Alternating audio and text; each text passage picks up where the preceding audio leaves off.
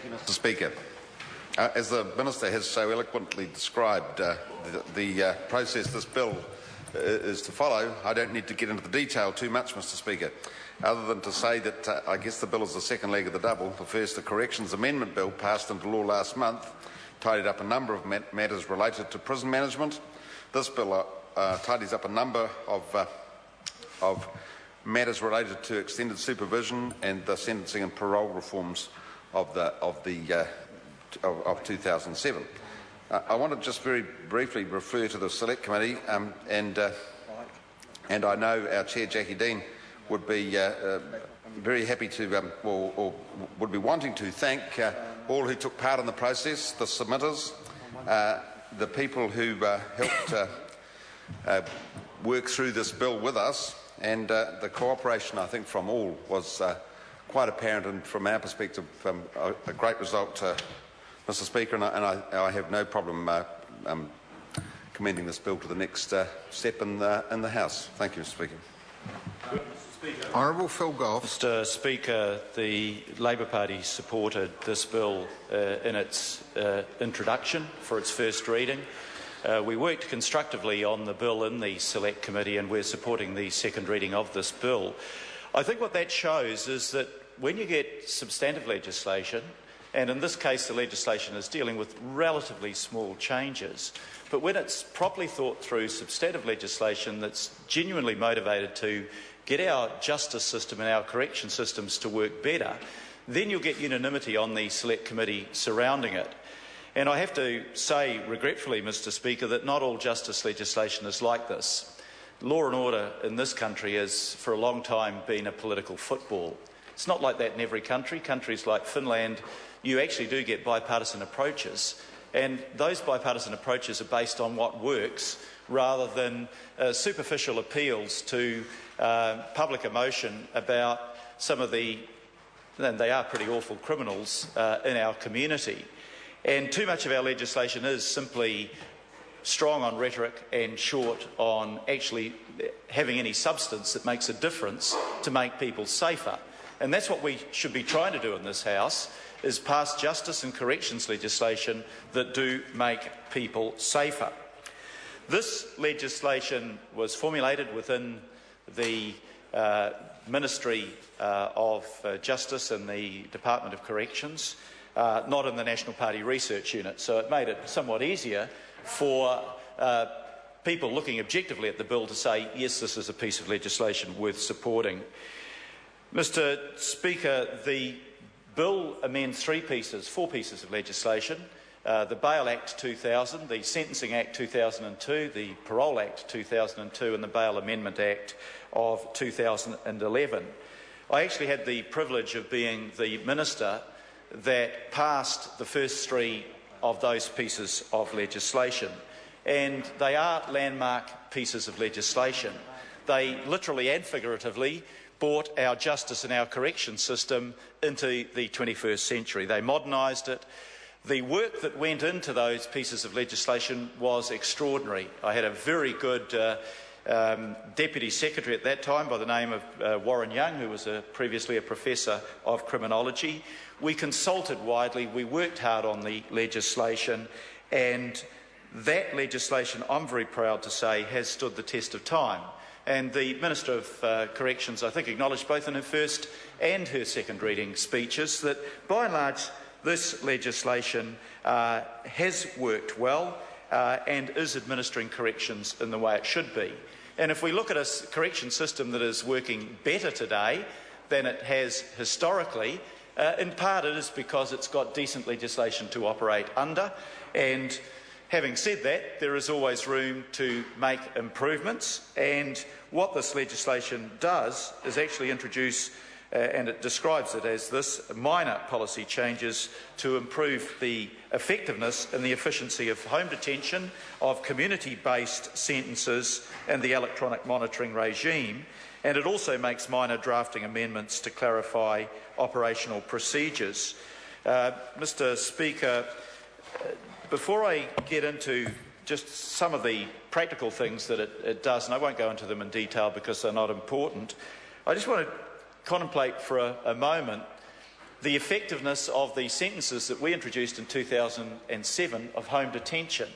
And I want to do that at this time because there are members that are still members of this House, now sitting on the government benches, that decried the whole concept of home detention. It was soft on crime. It would make people unsafe. It was evidence of a government that didn't stand tough on law and order. You know, those members won't get up now in this House and contribute to this debate because now the evidence is there of absolutely how wrong they were, because the government did a review on the sentence of home detention, and this is what it found, Mr. Speaker. It found that the proportion of offenders sentenced to home detention in 2007 to 2008, and the following year, 2008 to 2009, that were reconvicted in the next 12 months was 21.5% and 23% respectively. Mr. Speaker, well, that's higher than what we might want. It was less than half of those who have served the same length of time on short prison sentences, which were 50.3% and 52.6%. So what we have there is very clear evidence that if you are interested in actually changing the behaviour of people who have been offenders against the law, home detention was far more effective in doing that than was the alternative of a short prison sentence. It's not hard to work out why. When you're put in prison, you're in prison with a peer group of people who have committed much worse offences than you might have been in for on a relatively short sentence of time, and you take the cue for your behaviour from the peer group that you're living with. The other advantages of home detention were, of course, cost to the taxpayer. It does cost money to keep people on home detention. It's about $58 a day. But if you look at what it costs to keep a person imprisoned, it's $250 a day, just slightly less actually, $249. $250 a day to keep them imprisoned on a short prison sentence, which may be 3 to 6 months, and they come out more likely to re-offend than when you put them in. And the other good reason for home detention is this, that the offender is still in the community, still meeting, and it usually is, his responsibilities to his family, and still meeting his responsibilities to the community by going out to work, supporting his family and paying tax on the income that he earns. So I hope that people, and I'm thinking, I suppose, of people like Mr. Ryle, that were so vehemently opposed to this and gave outrageous speeches in the House about what home detention might do, reflect on their rhetoric then and reflect on the reality of the fact that this sentence has in fact been very effective. So that reinforces the point that I started by making, Mr. Speaker, that when we pass legislation in this House on justice and on corrections, let's make sure it's evidence-based, let's make sure it's rational, let's make sure it actually does work to make our community safer, and let's forget the race to the bottom on who can flex their muscles and show that they're tougher on law and order, when unfortunately that so-called toughness often leaves the community less well protected rather than more well protected. And it is good to see the National Party, when it's in government, is more responsible on these issues than when it's in opposition. Just very briefly on some of the provisions made by the legislation. I'm sorry? I was just saying, very responsible government. No, very poor government, but forced to be more responsible on justice policy when it has to bear the consequences of what it says than when it's in opposition, when it makes outrageous and dishonest statements. Mr. Speaker, some of the changes that are being made, I'm not going to go through all of them, but the Sentencing Act, things like requiring pre-sentence reports before the offender is sentenced to home detention or community sentences, that makes sense. You couldn't be opposed to that. Clarifying the maximum number of hours that they may be required to work under community work sentences. Clarifying the situation where an offender who's serving a home detention or community-based sentence is subsequently sentenced to another home detention or community-based sentence. Electronic monitoring, where you actually aligned the sentence to what the electronic surveillance equipment allowed, because the two weren't in alignment, and that was producing a silly situation.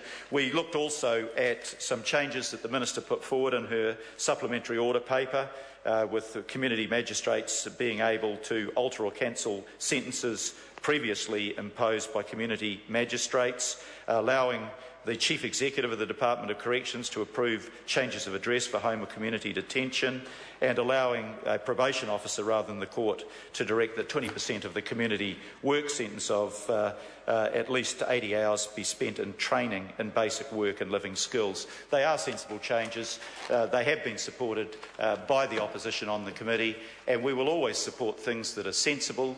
We will oppose things that aren't evidence-based, that are simply designed for political purposes and are dishonest in what they claim for the public and are counterproductive in what they actually produce in terms of community safety.